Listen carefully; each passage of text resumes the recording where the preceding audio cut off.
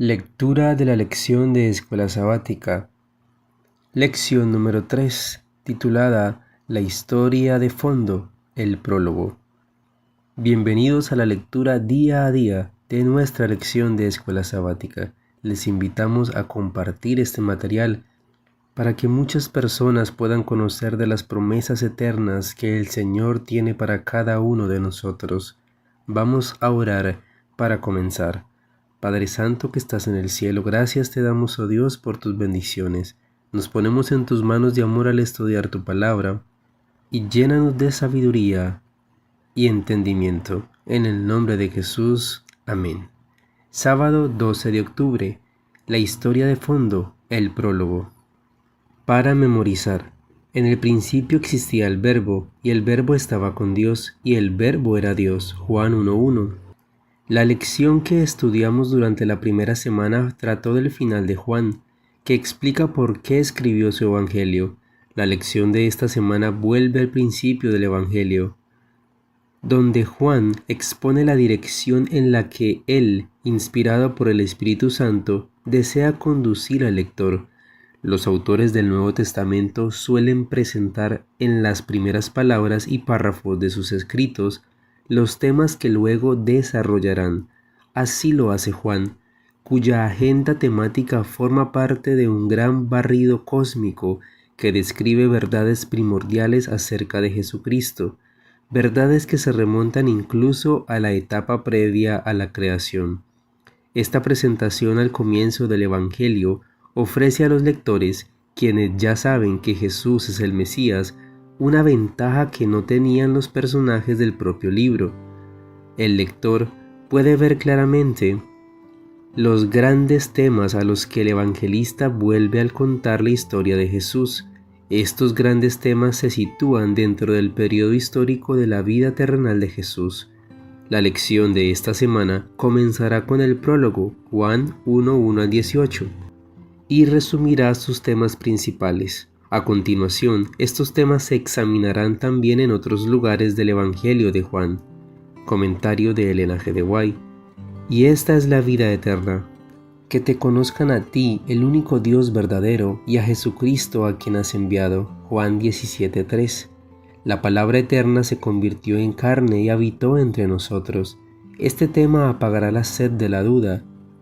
Y no obstante, triste es decirlo, Jesús ha sido eliminado de muchos discursos predicados por ministros adventistas. ¿Por qué? Porque esos ministros no han tenido a Jesús morando en sus corazones por la fe, no han estado vestidos con la justicia de Cristo. La voz, su educación y su uso correcto, página 348. Domingo 13 de octubre. En el principio, el Logos divino. Lee Juan 1:1-5. ¿Qué revelan estas palabras acerca de Jesucristo el Verbo? Dice el texto bíblico: en el principio era el Verbo, y el Verbo era con Dios, y el Verbo era Dios. Este era en el principio con Dios. Todas las cosas por Él fueron hechas, y sin Él nada de lo que ha sido hecho fue hecho. En Él estaba la vida, y la vida era la luz de los hombres. La luz de las tinieblas resplandece, y las tinieblas no prevalecieron contra ella. El Evangelio de Juan comienza con este asombroso pensamiento. En el principio existía el Verbo, y el Verbo estaba con Dios, y el Verbo era Dios. Juan 1:1. Esta hermosa frase encierra una profundidad de pensamiento que apenas podemos abarcar. En primer lugar, el evangelista alude al relato de la creación.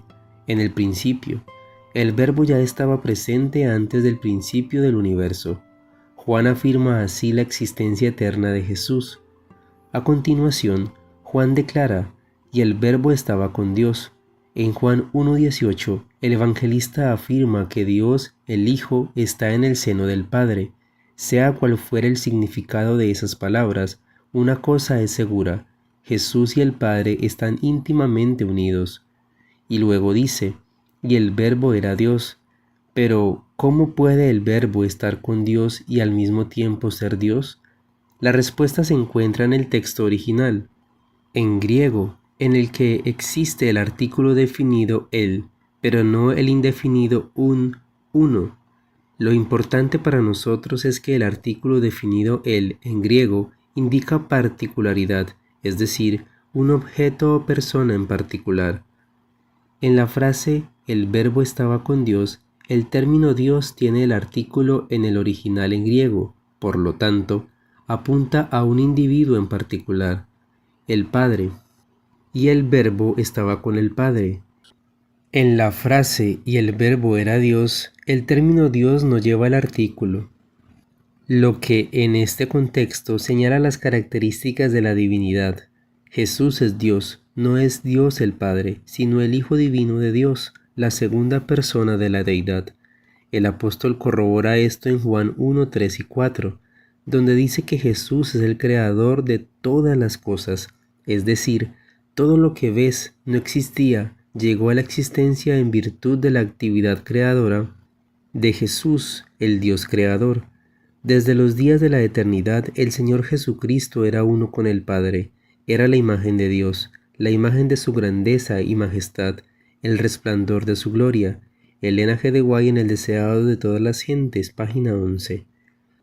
¿Por qué la divinidad plena de Cristo es una parte tan importante de nuestra teología? ¿Qué perderíamos si Jesús fuera de alguna manera un mero ser creado? Comparte tu respuesta con tu clase el sábado y prepárate para dialogar acerca de por qué la divinidad eterna de Cristo es tan importante para nuestra fe. Comentario de Elena G. de White. Hay luz y gloria en la verdad de que Cristo fue uno con el Padre antes de que se estableciera el fundamento del mundo. Esta es la luz que brilla en un lugar oscuro, haciéndolo resplandecer con gloria divina y original. Esta verdad infinitamente misteriosa en sí misma explica otras verdades misteriosas que de otra manera serían inexplicables, al paso que está encerrada como algo sagrado en luz inaccesible e incomprensible. Mensajes selectos, tomo 1, página 291. Lunes 14 de octubre, la palabra hecha carne. Lee Juan 1, 1 al 3 y 14. ¿Qué hizo Jesús, Dios mismo, y por qué es esta verdad la más importante que podamos conocer? Juan 1, 1 al 3 nos dice: en el principio era el Verbo, y el Verbo era con Dios, y el Verbo era Dios. Este era en el principio con Dios. Todas las cosas por Él fueron hechas, y sin Él nada de lo que ha sido hecho fue hecho. Juan 1:14. Y aquel Verbo fue hecho carne, y habitó entre nosotros, y vimos su gloria, gloria como del unigénito del Padre, lleno de gracia y de verdad. Juan no comienza su evangelio con el nombre Jesús, ni con su papel de Mesías, Cristo, sino con el término logos. En la época en que Juan escribió, varios sistemas filosóficos utilizaban el término logos para referirse a la estructura racional del universo o a la lógica y la razón en sí mismas. Además, Platón, el influyente filósofo de la antigüedad, había dividido la realidad de dos ámbitos o esferas, la celestial e inmutable, donde existe la perfección absoluta, y la terrenal, perecedera y cambiante, una representación muy imperfecta de la de arriba, donde quiera que ésta supuestamente existiera. Algunas filosofías identificaron el logos como un intermediario abstracto entre las formas eternas y las formas terrenales perecederas. Juan utiliza el término de una manera completamente diferente. Sostiene que la verdad, el logos, no es un concepto etéreo y abstracto que flota entre el cielo y la tierra. El logos es Jesucristo, quien se hizo carne y habitó entre nosotros. Juan 1:14. Para Juan, el logos es la palabra de Dios. Y lo que es más importante, Dios se comunicó, es decir, se reveló a la humanidad de la forma más radical. Dios se hizo uno de nosotros. En el Evangelio de Juan, el logos representa al Dios eterno, que entra en el tiempo y el espacio, que habla, actúa y se interrelaciona con los humanos en un nivel personal. El Dios eterno se hizo ser humano, uno de nosotros. En Juan 1:14, el apóstol indica que el Logos se hizo carne y habitó entre nosotros. La palabra griega subyacente traducida habitó significa colocar una tienda de campaña. Juan alude a Éxodo 25:8, donde Dios dijo a los israelitas que construyeran un santuario, una tienda de campaña para que Él pudiera habitar en medio de ellos. Del mismo modo, en la encarnación, Jesús, el Hijo Divino de Dios, se hizo carne humana, velando su gloria para que la gente pudiera entrar en contacto con Él. Medita en las implicaciones de lo que Juan ha escrito aquí. Dios mismo, el Creador, se convirtió en un ser humano, uno de nosotros, y vivió aquí, entre nosotros. ¿Qué nos dice esto sobre la realidad del amor de Dios por la humanidad? ¿Por qué debería reconfortarnos tanto esta asombrosa verdad? Él sabía lo que significaba tener hambre, sed y cansancio. Fue sustentado por el alimento y refrigerado por el sueño. Fue un extranjero y advenedizo sobre la tierra, en el mundo, pero no del mundo. Tentado y probado como lo son los hombres de la actualidad, vivió sin embargo una vida libre de pecado, lleno de ternura, compasión, simpatía, siempre considerando con los demás. Representó el carácter de Dios, y aquel Verbo fue hecho carne y habitó entre nosotros, lleno de gracia y de verdad. Juan 1:14. Los Hechos de los Apóstoles, página 376 y 377. Martes 15 de octubre. Oír o no oír la palabra. Lee Juan 1:9 al 13. Qué dura realidad describe aquí Juan acerca de cómo responde la gente a Jesús. Nos dice el texto: aquella luz verdadera que alumbra a todo hombre venía a este mundo. En el mundo estaba y el mundo por él fue hecho, pero el mundo no le conoció. A lo suyo vino y los suyos no le recibieron. Mas a todos los que le recibieron, a los que creen en su nombre, les dio potestad de ser hechos hijos de Dios, los cuales no son engendrados de sangre, ni de voluntad de carne, ni de voluntad de varón, sino de Dios. El prólogo Juan 1:1 al 18 describe no solo quién es Jesucristo, el Verbo, sino también cómo se relacionaba con él la gente del mundo. En Juan 1:9 se le llama a la luz verdadera, que ilumina a toda persona que viene al mundo. Esa luz ilumina el mundo, haciéndolo comprensible. Como dice C.S. Lewis, creo en el cristianismo como creo que ha salido el sol, no solo porque lo veo, sino porque por él veo todo lo demás. Además, observa las implicaciones de lo que dice Juan 1:9. La luz llega a todos, pero no todos acogen la luz. Como veremos en el estudio de mañana, un tema importante en el Evangelio de Juan es cómo la gente recibe o rechaza a Jesús. Ese tema comienza aquí. La triste letanía es que el Mesías vino a su propio pueblo, el pueblo de Israel, y muchos no le recibieron como Mesías. En Romanos 9 al 11, Pablo trata el mismo trágico tema, el de muchos judíos que rechazaron a Jesús. Pero Pablo no termina con una nota negativa, sino diciendo que muchos judíos, junto con los gentiles, aceptarán a Jesús como su Mesías. De hecho, advierte a los gentiles que no se jacten contra los judíos, porque si tú fuiste cortado del que por naturaleza es olivo silvestre, y contra natura fuiste injertado en el buen olivo, ¿cuánto más estos, que son las ramas naturales, serán injertados en su propio olivo? Romanos 11:24. De manera similar, Juan dice que todos los que reciban a Jesús como su Salvador se convertirán en hijos de Dios.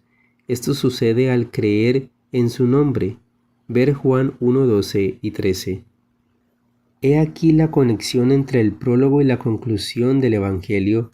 En Juan 20:31 el apóstol presenta por qué escribió: para que ustedes crean que Jesús es el Cristo, el Hijo de Dios, y para que creyendo tengan vida por medio de él.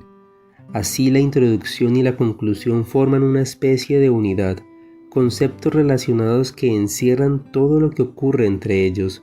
Este vínculo apunta al objetivo global del Evangelio de Juan, que la gente se salve creyendo en Jesucristo como su Salvador.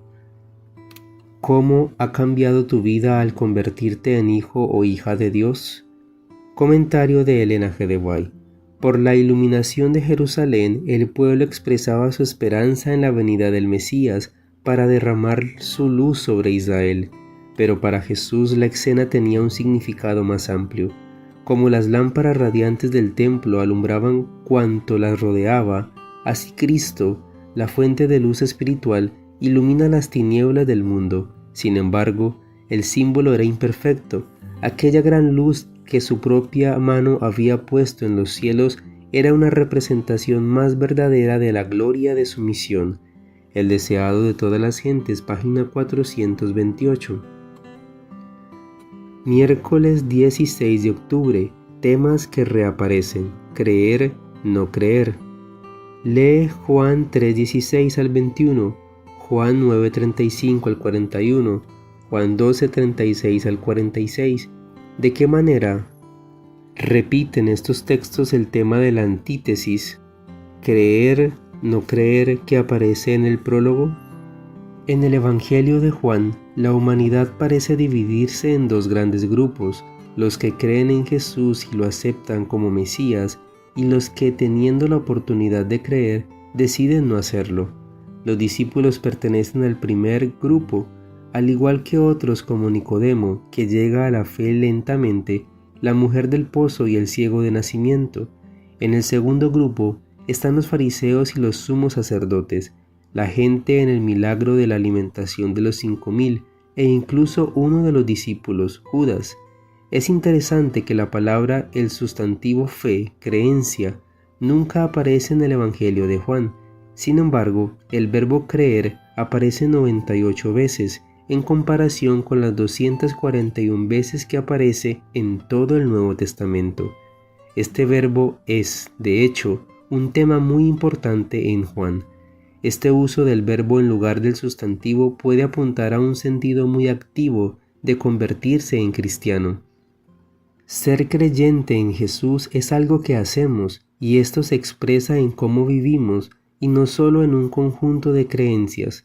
Como sabemos, el diablo también cree en Dios. En Juan, la principal diferencia entre los dos grupos es la forma en que se relacionan con Jesús. Los creyentes o quienes llegan a creer tienen una actitud abierta hacia Él, incluso cuando los confronta o reprende. Vienen a Jesús y no huyen. Él es la luz que los ilumina, y por la fe, creyendo, se convierten en hijos de Dios. Los incrédulos, por otro lado, típicamente vienen a Jesús para polemizar con Él. Se caracterizan por amar más las tinieblas que la luz. Les cuesta aceptar sus palabras o ven que rompe viejas tradiciones y no cumple sus expectativas. Lo juzgan en lugar de dejar que su luz los mida y los juzgue. Esta actitud, por supuesto, se había visto una y otra vez en los líderes religiosos, que idealmente como guías espirituales de la nación deberían haber sido los primeros en aceptar a Jesús. ¿De qué manera vives tu fe en Jesús en lugar de limitarte a asentir intelectualmente que es el Mesías? ¿Por qué es importante conocer la diferencia? It hurt clear, more than I can say,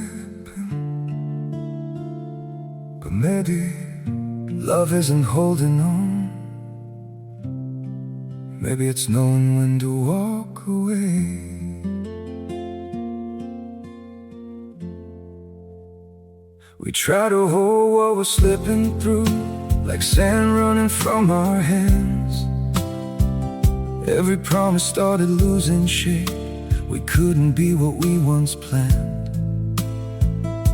Your eyes would look right through mine, like you were already gone. We stayed too long in a fading light, trying to prove we still.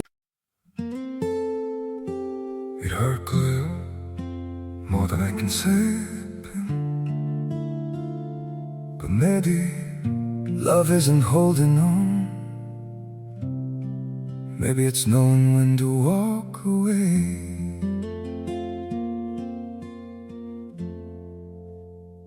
We try to hold what we're slipping through, like sand running from our hands. Every promise started losing shape. We couldn't be what we once planned. Your eyes would look right through mine, like you were already gone. We stayed too long in a fading light, trying to prove we still. It hurt clear, more than I can say, but maybe love isn't holding on. Maybe it's knowing when to walk away. We try to hold what we're slipping through, like sand running from our hands. Every promise started losing shape. We couldn't be what we once planned. Your eyes would look right through mine, like you were already gone. We stayed too long. Ver Mateo 7, 21 al 23. Jueves 17 de octubre. Temas que reaparecen. Gloria. Lee Juan 17, 1 al 5. ¿Qué quiso decir Jesús cuando oró? Padre, ha llegado la hora. Glorifica a tu Hijo para que el Hijo te glorifique a ti. Nos dice el texto. Estas cosas habló Jesús, y levantando los ojos al cielo, dijo: Padre, la hora ha llegado, glorifica a tu Hijo para que también tu Hijo te glorifique a ti. Como le has dado potestad sobre toda carne, para que dé vida eterna a todos los que diste. Y esta es la vida eterna, que te conozcan a ti, el único Dios verdadero, a Jesucristo, a quien has enviado. Yo te he glorificado en la tierra, he acabado la obra que me diste que hiciese. Ahora pues, Padre, glorifícame tú al lado tuyo, con aquella gloria que tuve contigo antes que el mundo fuese. El estudio de ayer se centró en la historia terrenal y humana del Evangelio de Juan, con sus enfrentamientos e interacciones entre las personas, siempre en torno a quién es Jesús y qué está haciendo. El estudio de hoy se centra en el argumento divino cósmico que también se encuentra en Juan. El prólogo comienza con este relato cósmico. Jesús es presentado como el Hijo Divino de Dios, el Creador del universo. Una vez más, todo lo que antes no existía, pero llegó a existir, lo hizo solo a través de Jesús. Todas las cosas fueron hechas por Él. Nada de cuanto existe fue hecho sin Él. Pero a continuación, señala la gloria de que se convirtiera en ser humano en la encarnación. Juan utiliza los términos gloria, brillo, esplendor, fama, honor y glorificar, alabar, honrar y ensalzar, para hablar tanto de recibir honor de los humanos como de recibir honor o gloria de Dios. En Juan, la idea de glorificar a Jesús está vinculada al concepto de su hora, es decir, el momento de su mente. Comparar con Juan 2:4, 7:30, 8:20, 12:23 al 27. La cruz es su hora de gloria. Esta idea es bastante paradójica porque la crucifixión era la forma más vergonzosa y humillante de ejecución en el antiguo mundo romano. Este increíble contraste, Dios en una cruz, ilustra el entrelazamiento de la trama de la historia humana con la divina. En el plano humano, Jesús murió en agonía como un criminal despreciado y débil que clamaba: Dios mío, ¿por qué me has desamparado?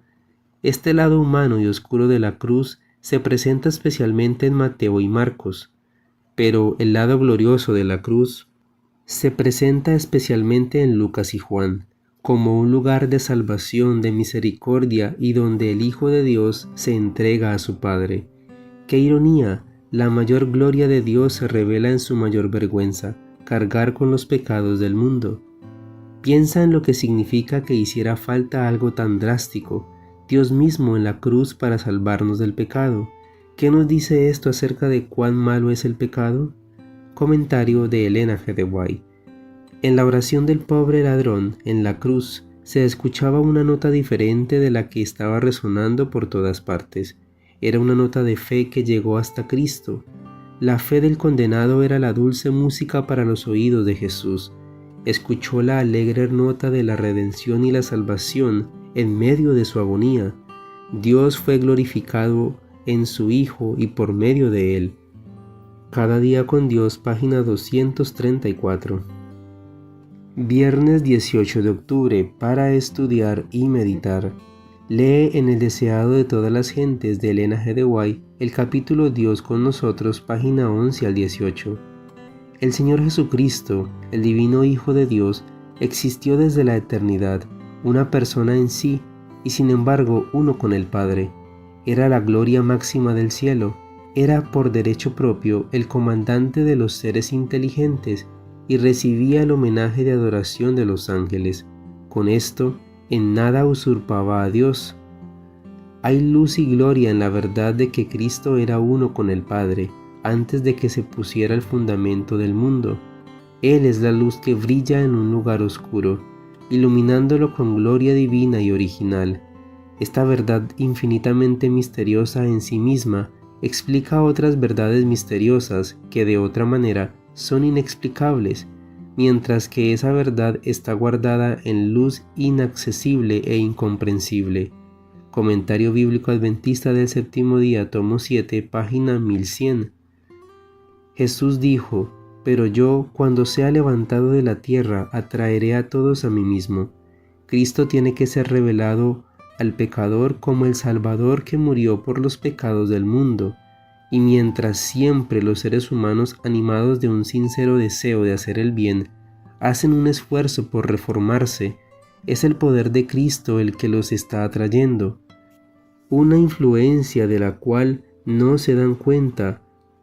Actúa en su interior, su conciencia se vivifica y su conducta externa se enmienda. Y cuando Cristo los induce a mirar su cruz y a contemplar a aquel que fue traspasado por sus pecados, el mandamiento se graba en su conciencia. Elena G. de White, El camino a Cristo, página 40 y 41. Preguntas para dialogar. ¿Por qué Juan comienza hablando de Jesús en su papel de creador? ¿Qué nos dice esto acerca de la importancia de la creación en toda teología? ¿Por qué entonces es importante que tengamos una comprensión correcta de la creación tal como se revela en las Escrituras? Profundiza en la pregunta planteada al final del estudio del domingo. ¿Qué ocurre con la cruz si en lugar de morir en ella el Dios eterno lo hubiese hecho un ser creado? ¿Qué perderíamos si Jesús fuera cualquier cosa menos el Dios eterno? Padre Santo que estás en el cielo, gracias te damos, oh Dios, por el privilegio de seguir estudiando tu palabra, de encontrar promesas que nos ayudan a nuestra vida espiritual, también a poder comprender el gran milagro de la redención y de tu muerte en la cruz como la posibilidad y esperanza que nos has dado de la gracia para ser salvos. Nos ponemos en tus manos, oh Dios, y te pedimos por cada persona que ha escuchado este mensaje, para que conforme a tu voluntad todo sea hecho en sus vidas. En el nombre de Jesús. Amén, Señor.